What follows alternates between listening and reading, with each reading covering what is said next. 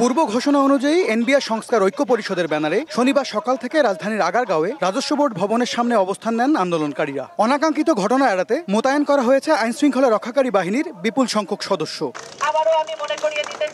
যদিও এনবিআর এর পক্ষ থেকে কর্মীদের অফিসে উপস্থিত না থাকলে শাস্তিমূলক ব্যবস্থা নেওয়ার নির্দেশনা ছিল, তা উপেক্ষা করেই চেয়ারম্যানের পদত্যাগের দাবিতে অনড় আন্দোলনকারীরা। আলোচনায় যেতে চাই, আলোচনায় যদি সিদ্ধান্ত হয় তাহলে সেই অনুযায়ী ব্যবস্থা হবে। এই এনবিআর চেয়ারম্যানকে অপসারণ করা না হলে এই অচল অবস্থা দিনের পর দিন থাকবে এবং দেশ এবং রাজস্বের চরম ক্ষতির সম্মুখীন হবে। চেয়ারম্যান স্যার পদত্যাগ না করা পর্যন্ত আমরা এখান থেকে উঠবো না, সরবো না এখান থেকে। বিসিএস ক্যাডার যে প্রশাসন থেকে আসছে, আমাদের কাস্টম ব্যাট ক্যাডার থেকে আসুক, এটা আমরা চাই, আমাদের এটা দাবি। শুক্রবার অর্থ মন্ত্রণালয় থেকে জানানো হয় উপদেষ্টার সঙ্গে বৈঠকের পর শাটডাউন কর্মসূচি প্রত্যাহার হয়েছে। তবে এই খবর সঠিক নয় বলে জানিয়েছে সংস্কার ঐক্য পরিষদ। 1 জুলাই সব পক্ষকে নিয়ে মন্ত্রণালয়ের বৈঠকের বিষয়ে এখনো জানানো হয়নি বলে দাবি সংগঠনটির। আমাদের সর্বস্তরের কর্মকর্তা কর্মচারীরা বলেছে আমরা আলোচনায় যাব, কোনো অসুবিধা নেই, আমরা তাদের ম্যান্ডেট নিয়েছি যাওয়ার। তবে আমরা যাব জাতীয় রাজস্ব বোর্ডের চেয়ারম্যানের অপসারণের দাবি নিয়ে। আমরা অলওয়েজ আলোচনার জন্য রাজি আছি, যদি প্রপারলি আমাদের কাছে মেসেজ আসে আমরা রেসপন্ড করবো বলে আশা করি। বাট আমাদের সার্বিক সবাই বসে সিদ্ধান্ত নেব, যেটা প্রেস ব্রিফিং এ কিছুটা